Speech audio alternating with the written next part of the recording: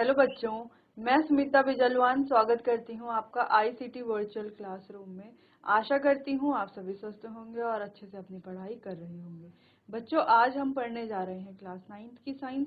और class 9 science में हमारा चैप्टर चल रहा था मैटर इन आवर सराउंडिंग, यानी कि हमारे आसपास के पदार्थ। तो इसी चैप्टर को आगे कंटिन्यू करेंगे। सबसे पहले बच्चों, हमने यहाँ पर मैटर के बारे में तो अपने प्रीवियस चैप्टर में पढ़ लिया था कि मैटर क्या है, क्या उसकी स्टेट्स है, क्या उसमें इंटरकन्वर्जन किया जा सकता है, टेम्परेचर प्रेशर का क्या इफेक्ट पड़ता है। ठीक है, ये सारी चीजें हमने पढ़ ली थी लास्ट लेक्चर में। यहाँ पर हम बात कर रहे थे कि जो हमारे प्योर सब्सटेंसेस क्या होते हैं, जो एक ही तरह के पार्टिकल से बनते हैं उन्हें प्योर सब्सटेंसेस कहते हैं। ठीक है, जो एक से ज्यादा से बने हुए हैं उसे हम मिक्सचर कहेंगे।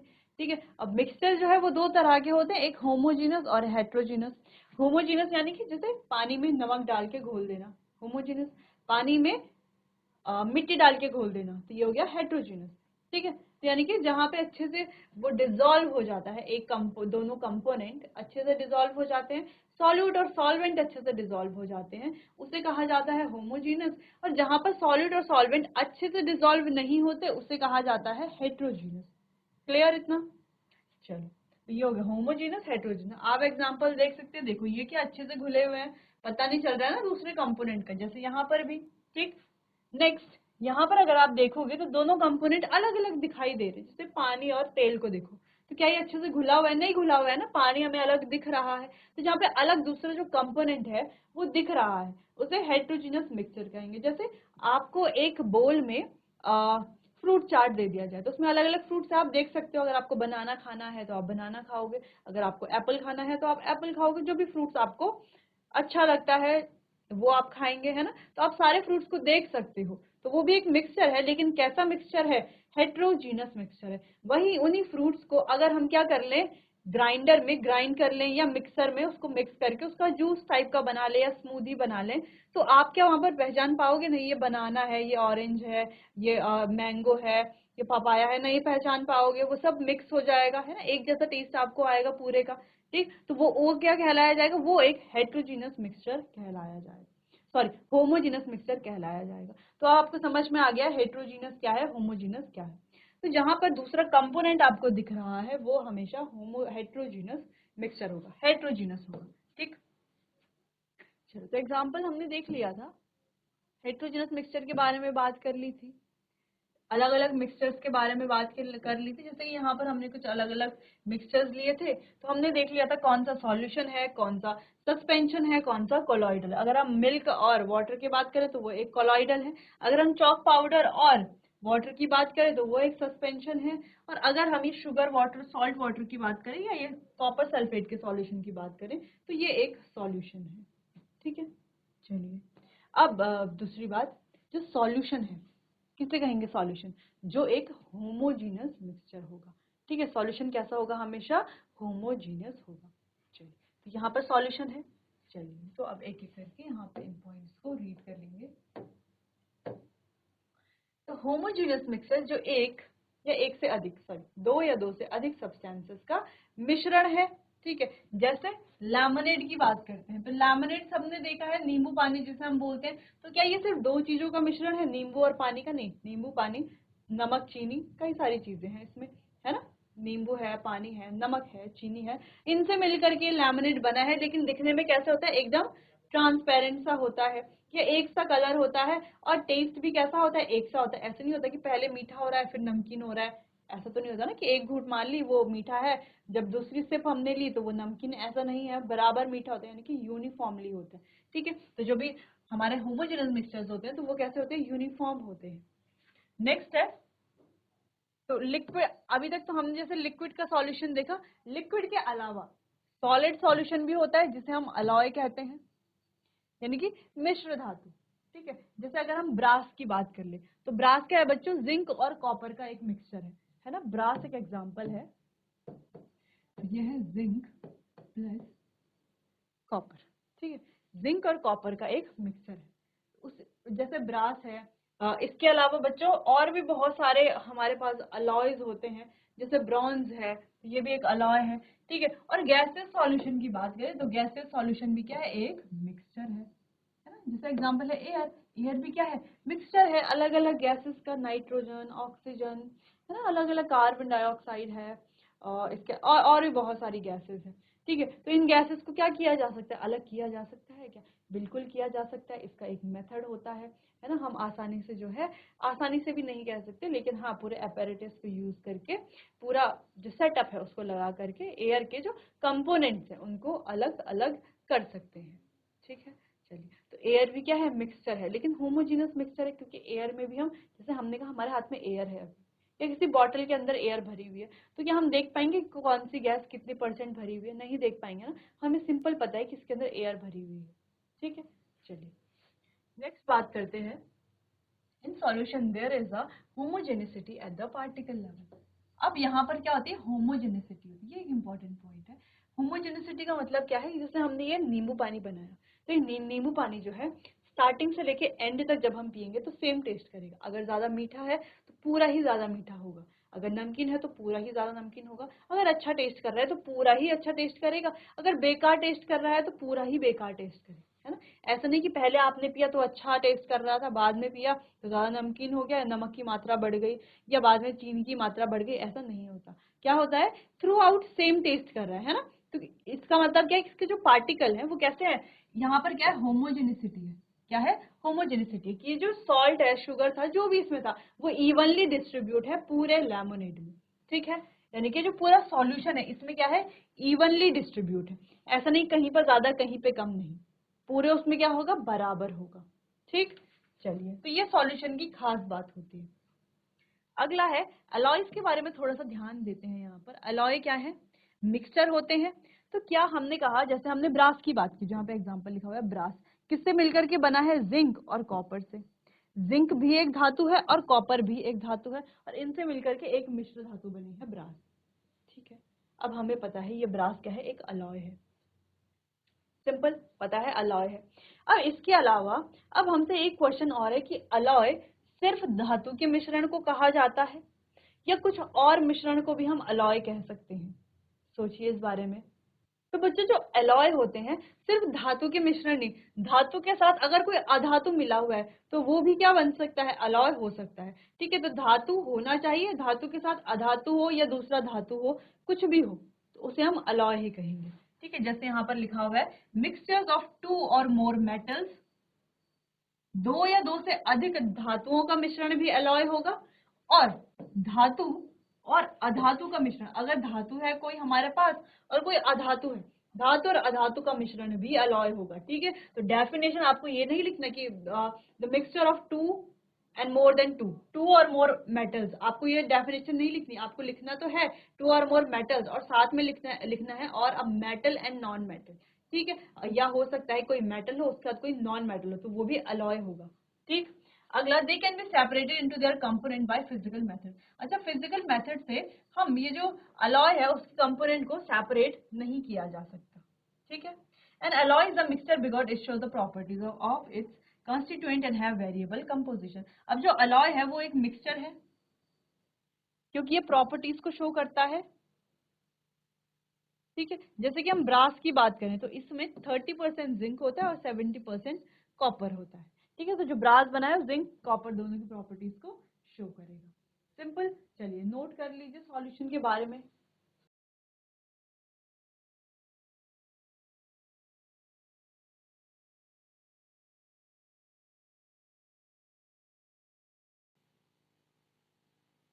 आगे बढ़ते हैं, अगला है, सॉल्यूशन के दो कंपोनेंट होते हैं, एक होता है सॉल्वेंट और एक होता है सॉल्यूट।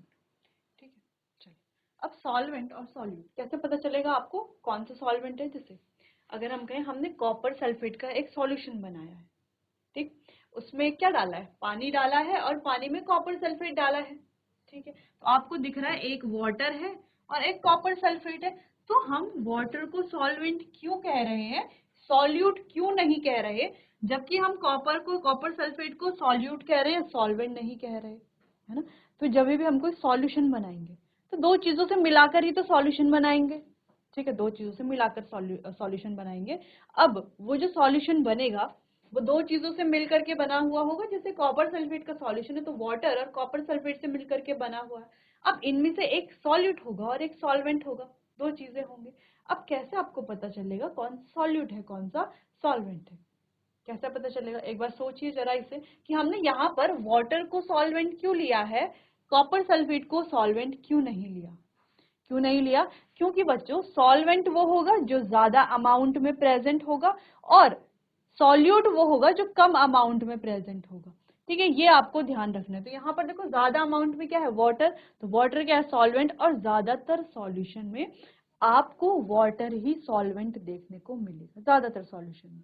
ठीक है, चलिए, तो आपको ध्यान रखना है वाटर सॉल्वेंट की तरह काम करेगा। अभी आप जो भी पढ़ेंगे 9th में या 10th में, तो आपको ज्यादातर सॉल्वेंट वाटर दिखेगा, ये आपको ध्यान रखना है। ठीक है, चलिए, तो कॉपर सल्फेट यहाँ पर कम मात्रा में मौजूद है, इसीलिए ये क्या है, हमारा सॉल्यूट है। अगर आपसे कहा जाए कि आपको 1 चम्मच चीनी को घोलना है 1 गिलास पानी में, तो 1 गिलास पानी है ज्यादा है या 1 चम्मच चीनी ज्यादा है? 1 चम्मच चीनी ज्यादा है या 1 गिलास पानी ज्यादा है? तो 1 गिलास पानी ज्यादा है, सिंपल सी बात है। तो ये जो 1 गिलास पानी है ये क्या है, सॉल्वेंट है, और ये जो चीनी है ये क्या है, सॉल्यूट है। ये दोनों जब मिलते हैं तो क्या बनता है, सॉल्यूशन बनता है। ठीक, चलिए, तो यहाँ पर लिखा हुआ है सॉल्वेंट क्या है, the component that dissolve the other component. अच्छा, सॉल्वेंट क्या होता है, जो दूसरे कंपोनेंट को डिसॉल्व करते हैं। जैसे यहाँ पर पानी ने कॉपर सल्फेट को अपने अंदर डिसॉल्व किया, कॉपर सल्फेट ने पानी को डिसॉल्व नहीं किया हुआ। ठीक है, तो पानी ने क्या किया है, कॉपर सल्फेट को डिसॉल्व किया, इसीलिए पानी क्या है, यहाँ पर सॉल्वेंट है।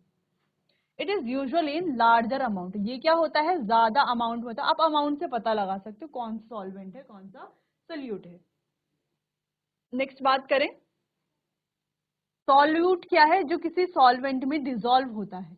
ठीक है, जैसे हमने कहा कि चीनी को पानी में डिसॉल्व करेंगे, तो डिसॉल्व पानी तो होगा नहीं, डिसॉल्व कौन होगा, घुलेगा कौन, चीनी घुलेगी, है ना, जो चीजें घुलेगी उसी को तो कहेंगे सॉल्वेंट।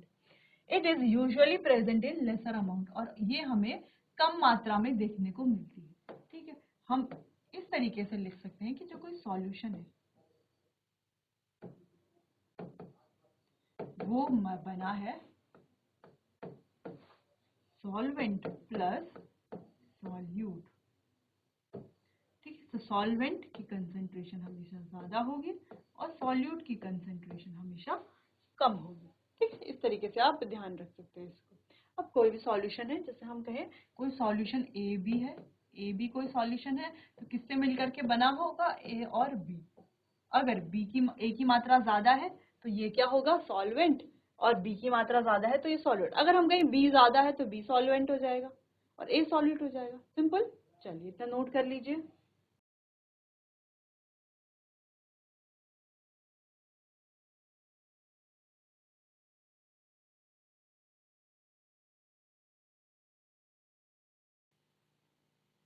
आगे बढ़ते हैं।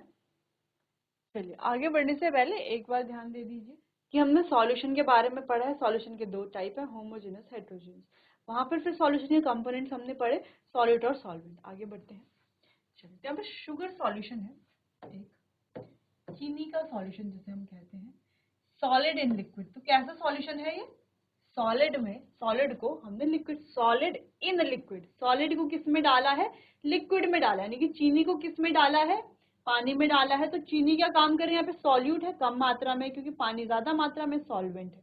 ठीक, दूसरी चीज, चीनी घुल रही है, तो जो घुलता है वो क्या है, सॉल्यूट, और जो घोलता है, पानी घोल रहा है ना चीनी को अपने अंदर, है ना, पानी घोलेगा कैसे, जैसे हमने अपने फर्स्ट चैप्टर में क्या पढ़ा था कि जो वाटर है उसके अंदर क्या होते हैं, कुछ ना कुछ स्पेस होता है वाटर के पार्टिकल्स के अंदर, जिस वजह से वो अपने अंदर दूसरे कंपोनेंट को क्या कर पाता है, डिसॉल्व कर पाता है। ठीक है, चलो उसको भी ध्यान रखना है।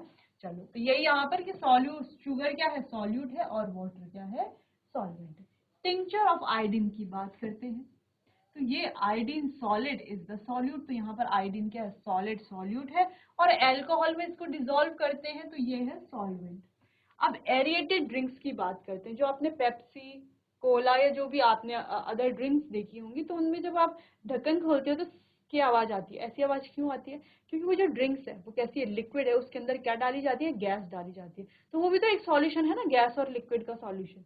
ठीक, क्योंकि गैस दिखती थोड़ी ना है उसमें। ठीक है, तो ये सॉल्यूशन हो गया एक। तो ये जो एरिएटेड ड्रिंक्स है, तो इसमें जो सोडा वाटर है, तो अगर हम सिंपल कह सकते हैं तो इसमें गैस को लिक्विड में डिसॉल्व किया होता है, ठीक है। तो गैस को डिसॉल्व कर रहे हैं तो गैस क्या है हमारी, सॉल्यूट, और लिक्विड क्या है, लिक्विड में डिसॉल्व कर रहे हैं तो लिक्विड क्या है हमारा, सॉल्वेंट, ठीक। तो यहाँ पे कार्बन डाइऑक्साइड गैस को डिसॉल्व कर रहा है, सॉल्यूट है ये, और वाटर लिक्विड क्या है हमारा, सॉल्वेंट है, ठीक। वाटर की बात नहीं हो रही, यहाँ पे लिक्विड की बात हो रही है, जो भी हमारा लिक्विड हमने लिया हुआ है, ठीक है।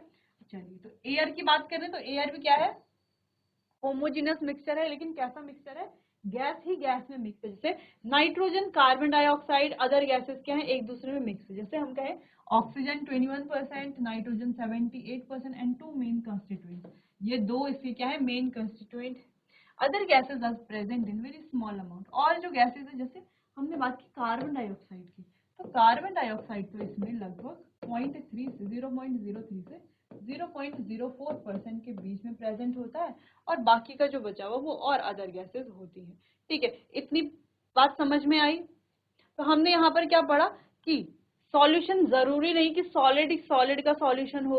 अभी तक हमने क्या पढ़ा था कि सॉल्यूशन क्या, लिक्विड लिक्विड का सॉल्यूशन भी देखा था, सॉलिड सॉलिड का सॉल्यूशन भी देखा था, और गैस गैस का सॉल्यूशन भी देखा था। अब हमने यहाँ पर क्या देखा, सॉलिड को लिक्विड में डिसॉल्व करना, गैस को लिक्विड में डिसॉल्व करना, ये दोनों मिक्सचर हमने देख लिए। और टिंचर ऑफ आयोडीन का भी देख लिया हमने, ये एक इंपॉर्टेंट है, जिसको आयोडीन में, आयोडीन को किस में डाला जाता है, अल्कोहल में डाला जाता है। अल्कोहल में डिसॉल्व कर रहे हैं आयोडीन को, तो आयोडीन क्या हो गया, सॉल्यूट, और जिसमें डिसॉल्व किया जा रहा है वो क्या होता है हमारा, सॉल्वेंट, ठीक। कुछ एग्जांपल्स हैं ये यहाँ पर, तो इनको आप नोट कर लीजिए।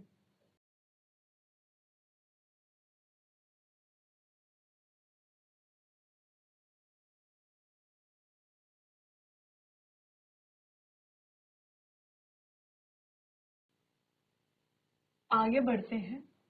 अगला है हमारा सॉल्यूशन के बारे में कुछ प्रॉपर्टीज, इनकी कुछ प्रॉपर्टीज के बारे में बात करते हैं। तो सॉल्यूशन क्या है, सबसे पहले हमें पता है एक होमोजेनियस मिक्सचर होता है। पार्टिकल्स कैसे होते हैं, स्मॉलर देन 1 nm, इसीलिए ये इनविजिबल होते हैं नेकेड आईज से, है ना। अगला है being small in size, particles do not scatter light, और ये जो होमोजेनियस मिक्सचर है, ये जो सॉल्यूशन है, इसके जो पार्टिकल्स होते हैं वो लाइट में स्कैटर नहीं करते, जिस वजह से हमें जो लाइट का पाथ है, रास्ता है, वो नहीं दिखता, ठीक। अगर पार्टिकल्स थोड़ा बड़े होते तो हमें लाइट का जो पाथ है वो दिखता। अगला, solid particles can not be separated from the mixture by separation, filtration, तो फिल्ट्रेशन की प्रोसेस द्वारा हम इसको सेपरेट नहीं कर सकते। और सॉल्यूशन इज स्टेबल, और सॉल्यूशन कैसे होगा, स्टेबल होगा। स्टेबल होने का मतलब क्या है, मतलब है जैसे हमने एक ग्लास में मिट्टी डाल दी है ना, मिट्टी को डाला और पानी डाला, पानी और मिट्टी का सॉल्यूशन बनाया, उसको घोला, और थोड़ी देर पहले तो हम देखेंगे जब हम घोलेंगे तो मिट्टी पूरे पानी के साथ घुल जाएगी मतलब ऊपर आ जाएगी, पूरे सॉल्यूशन में फैल जाएगी। लेकिन जैसे हम उसको थोड़ा देर रखेंगे तो आप क्या देखोगे, मिट्टी जो है नीचे की तरफ बैठ जाएगी, बॉटम में सेटल होने लगेगी, और पानी पानी ऊपर रह जाएगा, है ना। लेकिन जो ये होमोजेनस मिक्सचर होता है, या जिसको हम सॉल्यूशन कहते हैं, तो सॉल्यूशन कैसे होता है बच्चों, इसमें जो है जो दूसरा जो कंपोनेंट्स है वो अलग अलग नहीं होते। जैसे कि हमने चीनी और पानी का सॉल्यूशन लिया, चीनी को पानी में अच्छे से घोल के रखा हुआ है, ठीक है, तो क्या थोड़ा देर बाद चीनी नीचे बैठ जाती है, पानी अलग हो जाता है, नहीं होता ना ऐसा। जो चीनी है वो पानी में अब घुली हुई है तो घुली हुई है ना, तो उसको जो है वो जो है कैसी है, स्टेबल है, जैसी है वैसी ही रहेगी। अब जो है चीनी अलग नहीं होगी पानी से, ठीक है। हालांकि और मेथड से, जैसे इवेपोरेशन है, ये दूसरे किसी मेथड से हम सेपरेट कर सकते हैं, लेकिन यहाँ पर बात सेपरेशन नहीं है, यहाँ पे बात कर रहे हैं हम स्टेबिलिटी की। तो ये मिक्सचर कैसे होते हैं, स्टेबल होते हैं, क्योंकि इसमें जो कंपोनेंट है, जो पार्टिकल्स है, वो कैसे हैं, एक दूसरे में घुले हुए ही हैं, है ना। जो सॉल्यूट है वो अलग से नीचे नहीं बैठ जा रहा, ठीक। जैसे हमने चाय बनाई, चाय भी क्या है, एक सॉल्यूशन है, एक मिक्सचर है ना। तो चाय में क्या, थोड़ा देर बाद चाय को जब रखते हो तो दूध या चीनी अलग अलग हो जाती है क्या, नहीं होती ना, चाय तो वैसी की वैसी रहती, चाहे वो ठंडी हो जाए या हम उसको फ्रीज भी कर लें तो तभी भी सेम रहता है, ठीक। इसका मतलब है जो ये सॉल्यूशन होते हैं वो कैसे हैं, स्टेबल है। अगर कोई सॉल्यूशन स्टेबल नहीं है तो यानी कि वो सॉल्यूशन नहीं है। जैसे कि अगर हम बात करें मिट्टी और पानी के सॉल्यूशन की, तो मिट्टी बैठ जाती है ना नीचे, पानी पानी ऊपर रह जाता है, तो ये क्या है, स्टेबल नहीं है, कैसा है, अनस्टेबल है, तो सॉल्यूशन नहीं है। दूसरी चीज, सॉल्यूशन के जो पार्टिकल्स हैं उन्हें फिल्ट्रेशन से हम सेपरेट नहीं कर सकते। जैसे चीनी और पानी का सॉल्यूशन हमने बनाया, इसको फिल्टर पेपर की मदद से हम फिल्टर करेंगे तो चीनी पानी पूरा वैसी का वैसी आ जाएगा। ऐसा नहीं होगा चीनी ऊपर रुक जाएगी, नहीं रुकेगी। तो इनको फिल्ट्रेशन के मेथड से सेपरेट नहीं किया जा सकता है। हालांकि और भी हमारे पास मेथड है जिनसे हम सेपरेट कर सकते हैं, सेपरेट किया जा सकता है, लेकिन फिल्ट्रेशन से नहीं किया जा सकता। ठीक है ना। जैसे चाय है, चाय को हम फिल्टर पेपर से छानेंगे तो क्या दूध और जो उसमें चाय पत्ती चीनी डाली है वो अलग हो जाएगा क्या? नहीं होगा ना, अलग पूरी चाय नीचे आएगी। ठीक। अगला, ये जो पार्टिकल्स हैं इनके साइज छोटे होते हैं, इस वजह से लाइट को स्कैटर नहीं कर पाते, जिस वजह से लाइट का जो पाथ है वो हमें विजिबल नहीं होता। ये स्मॉलर होते हैं। और अगली चीज है, ये होमोजेनस मिक्सचर होते हैं, जो कि हमें पता है। होमोजेनस मिक्सचर यानी कि जो अच्छे से घुल जाते हैं, सॉल्यूट और सॉल्वेंट जिसमें अच्छे से डिसॉल्व हो जाते हैं। जैसे आप यहाँ पर देख रहे हो तो ये कोई एरिएटेड ड्रिंक है ना। तो ड्रिंक कैसी है, इस ये जो लिक्विड है, लिक्विड में क्या डाला हुआ है, गैस डाली हुई है। तो क्या गैस और लिक्विड हमें दोनों अलग दिख रही है? नहीं दिख रही ना। तो कैसा मिक्सचर है, एक होमोजेनस मिक्सचर है। क्या थोड़ा देर बाद सारी गैस बिल्कुल अलग दिखेगी हमें और वो अलग दिखेगा वाटर? नहीं, ऐसा भी नहीं हो रहा। ठीक। चलिए, तो ये सारे पॉइंट्स क्लियर हैं, ये सारी प्रॉपर्टीज होती है हमारे सॉल्यूशन की। चलिए बच्चों, आज के लिए बस इतना ही। ये जो भी हमने आज टॉपिक पढ़े उनको आप अच्छे से रिवाइज कर लेना। चलिए, तो मिलते हैं अपने आने वाले अगले सेशन में। तब तक के लिए आपका बहुत बहुत धन्यवाद।